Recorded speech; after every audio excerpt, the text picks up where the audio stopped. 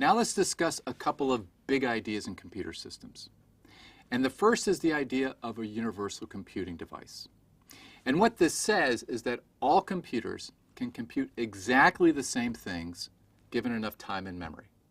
So for instance, if we have a problem that we're solving on a supercomputer, one of the fastest computers in the world, well, given enough time and given enough memory, we can also solve that problem on a laptop or even on your smartphone. Now, it may take a lifetime to get the answer on a smartphone. That may take a few days in a supercomputer. But if we can wait that long, we can solve that same problem, and assuming that we also have enough memory to hold the data that's needed to solve that problem. So while these different systems, a supercomputer, a laptop, a phone, and other systems that you may have seen, while they may differ in their implementation, all computers can be programmed to solve the same problems. All computer systems are designed under different engineering objectives and engineering constraints. And the job of a computer designer is to make engineering trade-offs among different criteria. And here are a few of them. Well, the first is performance. So for instance, for our smartphones, we want them to be responsive. We want a short response time between the times, say, that I press a key on my keyboard and I see that appear on the screen. For higher-end systems such as servers that we have in the cloud, then we're concerned with throughput. So we want to get a lot of work done within a given amount of time. So for instance, at Google, we might want to be able to do a lot of web searches within a given period of time. Now, all systems are constrained by power, and this takes different forms. And the first is heat. So your smartphone chip dissipates heat. And the amount of heat that dissipates will influence, for instance, how big this system has to be. We may need some airflow.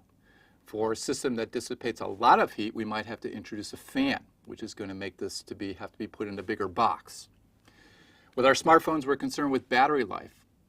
And then there's things like the electric bill and cooling costs, which come into play in servers in the cloud, where those can be a large cost of running a data center.